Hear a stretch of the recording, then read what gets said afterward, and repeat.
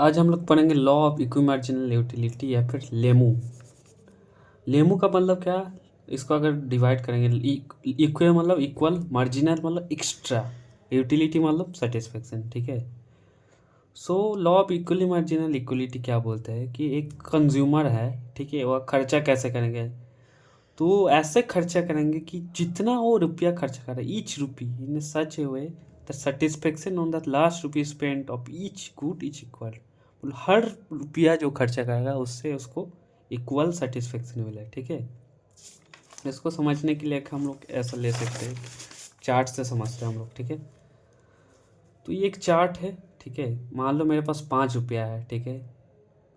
अब पहला रुपया अगर मैं पहला रुपया से मैं बाज़ार लेकर गया, ठीक है, 1 रुपया लेकर गया, पहला रुपया से अगर मैं पटाटो खरीद रहा हूँ, ठीक है, मान लो ये मतलब गिवन डेटा है, मान लेता है, ठीक है, कि पहला रुपया अगर हम लोग खर्चा करेंगे पटाटो पे तो मुझे 19 यूटिल्स, यूटिलिटी को हम लोग कैसे मेज़र करते हैं? यूटिल से मेज़र करते हैं। तो पहला रुपया अगर खर्चा करेंगे तो 19 यूटिल मुझे सेटिस्फेक्शन मिल रहा है। दूसरा रुपया, पहला रुपया से अगर टमाटो खरीद रहे हम, ठीक है, तो 19 यूटिल मुझे सेटिस्फेक्शन मिल रहा है। वही रुपया से अगर टमाटो खरीद ले तो मुझे 22 यूटिल सेटिस्फेक्शन मिलेगा। वही रुपया से अगर मैं रिजगार्ड खरीद ले तो 18 यूटिल मिलेगा। ठीक है। पहला रुपया हो गया। अब दूसरा रुपया, 5 रुपया है, 5 को मैं एक एक करके डिवाइड किया हो। ठीक है। दूसरा रुपया से मैं अगर पटाटो खरीदा तो 16 यूटिल मिलेगा। टमाटो खरीदेंगे तो 21 मिलेगा, रिजगार्ड खरीदेंगे तो 17। ठीक है। ऐसा ही तीसरा में ऐसा होगा, चौथा में ये, पाँचवा में ये। 9, पहला रुपया लेकर गया मैं, तो मैं क्या खरीदूंगा? सोचो तुम लॉजिकली। ठीक है। पहला रुपया अगर मैं पटाटो खरीद लो तो 19 मिलेगा यूटिल, टमाटो खरीद लो तो 22 मिलेगा, रिजगार्ड खरीदूंगा तो 18। सबसे ज़्यादा सेटिस्फेक्शन मुझे किस किस में मिल रहा है? टमाटो में मिल रहा है। तो पहला रुपया से मैं टमाटो खरीद लिया। ठीक है। नाउ दूसरा रुपया से मैं अगर मैं पटाटो खरीद लूँ, ठीक है, दूसरा रुपया से, तो पटाटो दूसरा रुपया से अगर पटाटो खरीद, पटाटो तो मैं पहली बार ही खरीद लो, ठीक है, तो उसको मुझे 19 ही मिलेगा। ऐसा नहीं कि दूसरा से 16 मिलेगा। तो पटाटो में एक ही खरीदा हो ना, इसके पहले नहीं खरीदा। तो दूसरा से मैं अगर पटाटो खरीदने जाऊँगा तो मुझे पहला पटाटो खरीदूंगा तो मैं 19 मिलेगा। ठीक है। लेकिन टमाटो तो मैं एक खरीद लिया हो तो मुझे दूसरा टमाटो खरीदना है तो मुझे मिलेगा 21 यूटिल। ठीक है। रिच गार्ड तो मैं नहीं खरीदा हो तो रिच गार्ड में भी 18 मिलेगा। ठीक है। पहला रिच गार्ड खरीदूंगा तो मुझे 18 यूटिल मिलेगा। तो दूसरा रुपया मैं किस में खर्चा करूँगा? 19 से 21 से 18 है तो मैं टमाटर खरीद लूँगा क्योंकि मुझे 21 यूटिल मिल रहा है। ठीक है। तीसरा मुझे खरीदना है। ठीक है। मैं क्या खरीदूँगा? Potato, tomato, ridge gourd. Potato अगर खरीदने जाऊँगा तो मैं पहला पटाटो खरीदूँगा, उसके पहले तो मैं पटाटो खरीदा नहीं तो मुझे 19 मिलेगा। टमाटो खरीदने जाऊँगा तो मुझे तीसरा टमाटर लेना होगा, है ना, क्योंकि मैं 2 टमाटो पहले ले चुका हूँ तो मुझे मिलेगा 20। और रिच गार्ड खरीदने जाऊँगा तो 18, तो तीसरा भी मैं टमाटो ले लूँगा। ठीक है। अब आते चौथा में, चौथा रुपया खर्चा करना, तो क्या खरीदूंगा मैं? 19 रुपया। अगर पटाटो खरीदना जाऊँगा, पहला पटाटो खरीदूंगा तो 19 मिलेगा। चौथा टमाटो खरीदूंगा तो 16 यूटिल मिलेगा। और पहला रिजगट खरीदूंगा तो 18 मिलेगा। तो हाईएस्ट किस में है? पटाटो। तो चौथा में पटाटो खरीद लूँगा। पाँचवा में देखो, अगर टमाटो खरीदने जाओ तो 16 मिल रहा है। पटाटो में एक खरीद चुका तो दूसरा टमाटो खरीद तो दूसरा पटाटो खरीदूंगा तो 16 मिलेगा। और रिजगट में एक भी नहीं खरीदा है ना, तो रिजगट में 18 मिल रहा है। तो पाँचवा में मैं रिजगट खरीद लूँगा। ठीक है। तो सबसे पहला रुपया से मैं टमाटो खरीद लिया, सेकेंड रुपया से मैं टमाटो खरीद लिया, थर्ड से टमाटो, चौथा रुपया से पटाटो और पाँचवा से रिजगट। सो इसमें हम लोग देखते marginal utility of the commodity by price of commodity. ठीक है। तो law of equal marginal utility में यही बोलता है, ये मेन पॉइंट है, marginal utility of the product by price of the product is equal to constant।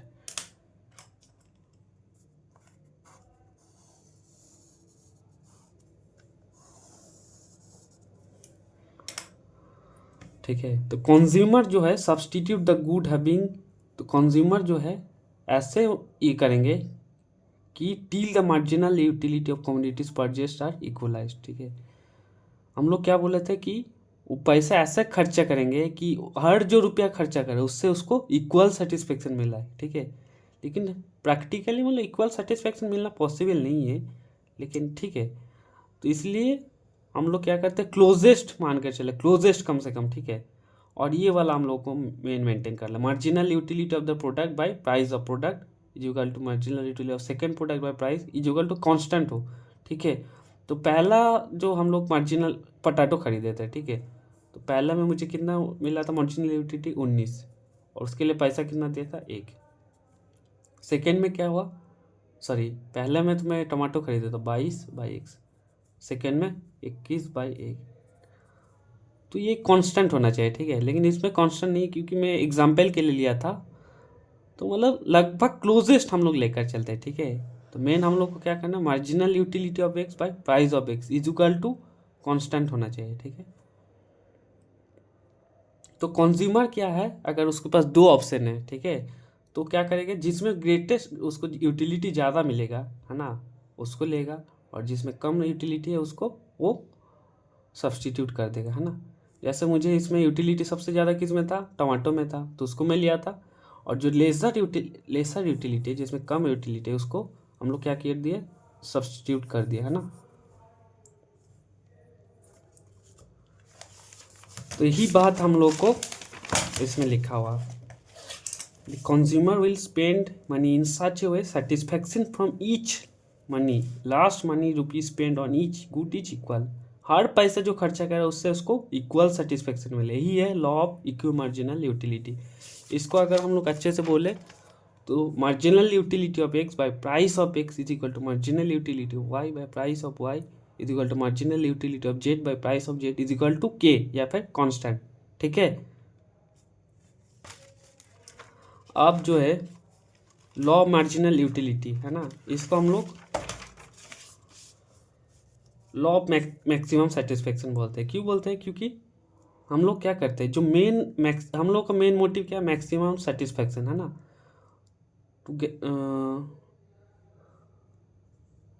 तो मैक्सिमम सेटिस्फेक्शन मुझे जिसमें मिल रहा था तो उसी को हम लोग ये कर रहे थे, है ना। जैसे टमाटो में इधर मिल रहा था मैक्सिमम सेटिस्फेक्शन, तो टमाटो खरीद रहे थे।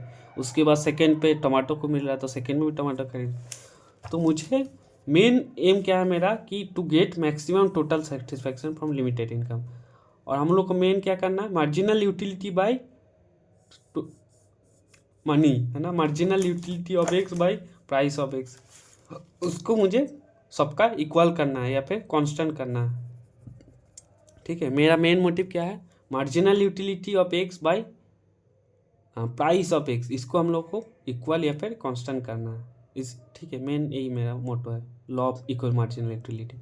इसको प्रिंसिपल ऑफ प्रोपोर्शन क्यों बोलते हैं, मान लो मुझे 1000 रुपया लेकर गया, है ना, बाजार में, तो 1000 रुपये में कैसे खर्चा करूँगा, कि सो दैट कि मैं जिसमें खर्चा करूँ हर रुपया से मुझे इक्वल सेटिस्फेक्शन मिले। ठीक है, तो मान लो 500 मुझे फूड में खर्चा किया, 300 क्लॉथ में और 200 ट्रांसपोर्ट में, तो मुझे marginal utility by price of X हम लोग को कांस्टेंट होना चाहिए। ठीक है, तो फूड में मान लो 500 खर्चा कर दिया, तो मान लो मुझे इससे मिला 1500 खुशी मिला।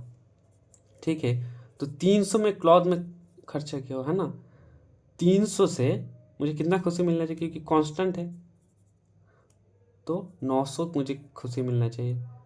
और 200 में ट्रांसपोर्ट पे खर्चा किया, 200 से मुझे 600 खुशी मिलनी चाहिए।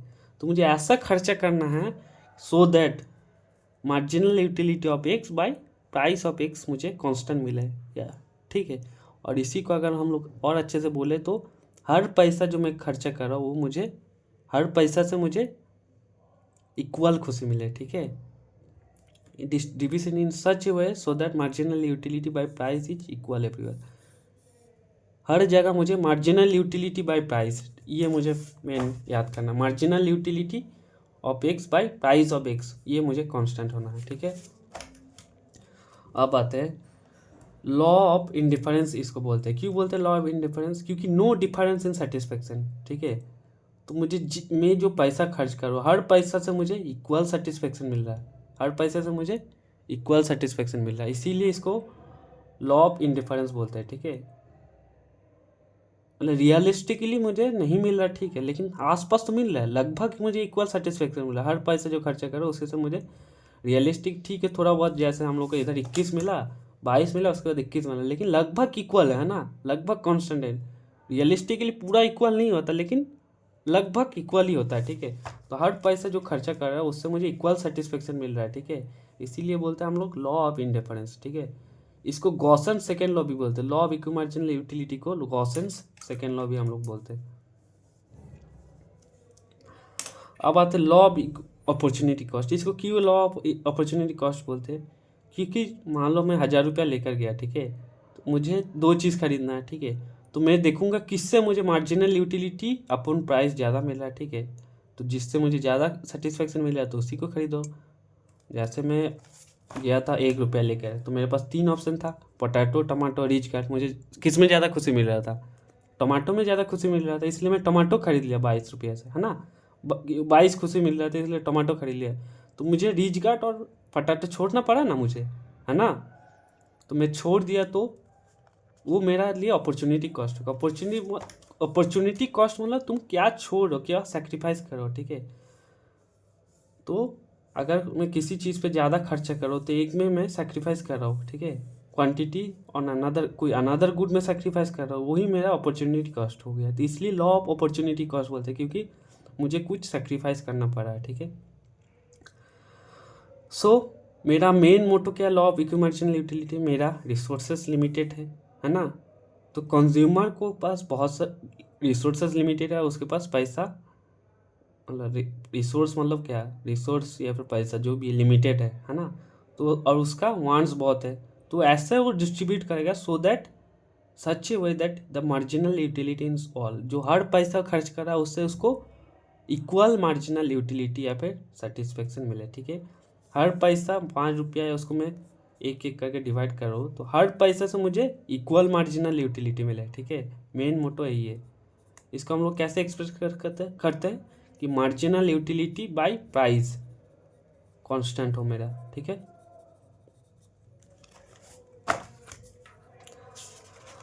अब आता है इसका कुछ एजम्पशन लेना पड़ेगा law of equity marginal utility, है ना। सबसे पहले तो जो कंज्यूमर है वो रैशनल है ना, वो स्मार्ट डिसीजन लेगा, उसमें उसको जिसमें ज़्यादा मार्जिनल यूटिलिटी ज़्यादा मिलेगा वही चीज़ लेगा। आप बोल सकते हो कि टमाटो में खरीद लिया, टमाटो 2 खरीद लिया, फिर से मैं क्यों टमाटो खरीदूंगा, मुझे पोटैटो खरीद लेते हैं। लेकिन नहीं, वो पोटैटो नहीं खरीदेगा, क्यों? क्योंकि टमाटो से उसको 20 खुशी मिल रहा है, पोटैटो से 19, रिच गार्ड से 18। तो 20 खुशी जिसमें उसको ज़्यादा खुशी मिल रहा है, जिसमें उसको ज़्यादा यूटिलिटी मिल रहा है, तो ही वो खरीदेगा, टमाटो खरीदेगा। ये नहीं कि मेरे पास 2 टमाटो आ गए तो पोटैटो खरीद लेता हो। तो वो कंज्यूमर जो है रैशनल है, ठीक है। तो smart decision on the behave of, उसको जिसमें ज़्यादा फायदा मिलेगा तो वही लेगा, ठीक है। ऐसा नहीं कि मतलब इमोशनल होके वो डिसीजन लेगा, ठीक है। उसको प्राइस के बारे में, कम्युनिटीज़ के बारे में और बाकी चीज़ों के बारे में उसके फुल नॉलेज है, ठीक है। और यूटिलिटी जो है मेजरेबल इन नंबर्स, जो यूटिलिटी है ये कार्डिनल अप्रोच पे काम करता है, ठीक है। तो यूटिलिटी है उसको हम लोग मेज़र कर सकते हैं, ठीक है। और जो गुड्स है उसको डिविजिबल है, ठीक है। ऐसा नहीं कि मतलब गुड्स जो है, मान लो इसमें जब आलू वगैरह लिया हो तो उसको एक आलू में ले सकते हो, है, ठीक है, ठीक है। मान लो ऐसा गुड्स नहीं होना चाहिए जो डिविजिबल नहीं है ना। जैसे गाड़ी, मान लो आधा गाड़ी तो मैं नहीं ले सकता, गाड़ी लेना तो पूरा ही लेना है 50 लाख का, है ना। तो ऐसा नहीं कि मैं 1/3 गाड़ी ले लिया है। तो गुड्स ऐसा होना चाहिए जो डिविजिबल हो, है ना। आलू वगैरह हो गए, इसको हम लोग डिवीज़न कर सकते हैं ना। स्मॉल क्वांटिटी भी ले सकते हैं, मुझे जितना लेना है उतना ही लूँगा। तो गुड्स जो है डिविजिबल होना चाहिए। अब आते हैं इसका लिमिटेशन पे। इसका लिमिटेशन क्या है? Influence on expenditure pattern bye habit. बहुत लोग के हैबिट से जो एक्सपेंडिचर है उसका हैबिट पे डिपेंड करता है ना। तो मैं बाजार जा रहा हूँ, तो मैं बहुत लोगों का हैबिट होता है ना, कि मुझे ये लेना ही है ना। और जाऊँगा तो मैं एक ही चावल लेने जाऊँगा तो मैं पूरा एक मतलब बोरा लेकर आऊँगा। ऐसा नहीं कि 1 किलो लूँगा, 2 किलो लूँगा, जिसमें मुझे ज़्यादा सेटिस्फेक्शन, ऐसा नहीं। बहुत लोग का हैबिट होता है कि एक साथ मैं इतना ले लूँगा, 1 बोतल ले लूँगा, 200 ग्राम नहीं लूँगा, ठीक है। तो हैबिट से इन्फ्लुएंस नहीं होना चाहिए, ठीक है। Law of indivisibility of certain goods, जैसे बहुत सारे गुड्स है जिसको तुम डिवाइड इनडिविजिबल है ना। मैं गाड़ी खरीदने गया हो, तो मैं 50 लाख देना है तो मुझे पूरा ही देना है गाड़ी, ऐसा तो नहीं है कि 1/3 ले लूँगा, है ना। गाड़ी तुमको लेना तो पूरा ही लेना है, उसको डिविजिबल नहीं कर सकते हो कि 1/3 ले लूँ, 1/4 ले लूँ, है ना। तो तुमको, तो ये सब गुड्स में law of equi marginal utility नहीं काम करेगा, ठीक है। इन्फ्लुएंस ऑफ एडवर्टाइजमेंट से हो सकता है कि उसके इन्फ्लुएंस हो जाए, ठीक है। 3 मतलब टमाटो वाला बहुत तगड़ा एडवर्टाइजमेंट डाला कि मेरा टमाटो जो है बहुत अच्छा है, इसको खाओगे तो तुम्हारा कुछ बीमारी नहीं होगा, कुछ नहीं होगा, ऐसा ऐसा बोलने लगे। तो एडवर्टाइजमेंट से उसको टमाटो मान लो ज़्यादा खरीदने लग गया, आलू का खरीदना हो सकता है ना। उसको ज़्यादा खुशी मिल रहा है, फिर भी एडवर्टाइज से उसका दिमाग थोड़ा ये हो गया है ना, डरा दिया उसको कि ये आलू खा लोगे तो कुछ ख़राब हो जाएगा, ठीक है, तो आलू खरीद ही नहीं रहा। हो सकता है एडवर्टाइजमेंट से उसको इन्फ्लुएंस आ जाए। तो law limitation of cardinal approach, हम लोग 2 अप्रोच पढ़े थे, कार्डिनल एक हो गया ऑर्डिनल, है ना। कार्डिनल मतलब कार्डिनल अप्रोच में क्या है, जो यूटिलिटी है उसको हम लोग मेज़र कर सकते हैं, है ना। ऑर्डिनल अप्रोच में क्या है, यूटिलिटी को हम लोग मेज़र नहीं कर सकते, उसको बस रैंक करते हैं कि ये मुझे ज़्यादा पसंद है, वो मुझे ज़्यादा पसंद है, ठीक है। तो ये जो law of equi marginal utility और law of diminishing marginal utility दोनों ही क्या है, कार्डिनल अप्रोच में आता है, ठीक है। तो कार्डिनल अप्रोच का कुछ लिमिटेशन पढ़ लेता हम लोग। कार्डिनल अप्रोच का लिमिटेशन क्या है, सबसे पहले marginal utility of money would be more when is left with less and less. जब तुम्हारे पास पैसा कम बचेगा तो तुम्हारा मार्जिनल यूटिलिटी मनी जो है तो उसका ज़्यादा वैल्यू हो जाएगा, है ना। मान लो मेरे पास 100 ही रुपया बचा है अभी, तो मुझे अगर कोई बोलेगा 30 रुपया दे दो, मुझे डोनेट कर दो, तो मुझे लगेगा कि अरे साला मुझे पास 100 ही रुपया बचा है और 30 रुपया मांग रहा, तो मैं नहीं दूंगा, है ना। अभी हम लोग का जैसे बिहार दिवस चल रहा है, मेरे पास पैसा नहीं बचा है, तो ये लोग चंदा मांगना है, ठीक है। तो अगर कोई तुम्हारे पास पैसा है ही नहीं, तो तुम्हारे पास पैसा जब 100 ही रुपया है, तो अगर कोई तुमसे 20 रुपया मांगेगा तो तुम नहीं दे पाओगे, बोलेगा नहीं नहीं मेरे पास नहीं है। लेकिन तुम्हारे पास मान लो 10,000 रुपया है, कोई 20 रुपया मांगेगा तो आराम से दे दोगे, ठीक है। तुम्हारे पास उतना वैल्यू नहीं है 20 रुपये का तब। तो जब तुम्हारे पास पैसा कम बचेगा, तुम्हारा marginal utility of money will be more, है ना। उसके बाद है कार्डिनल अप्रोच की एक और लिमिटेशन है कि does not help income and substitution effect. Income और सब्सटीट्यूशन इफेक्ट में कुछ असर नहीं करता, ठीक है।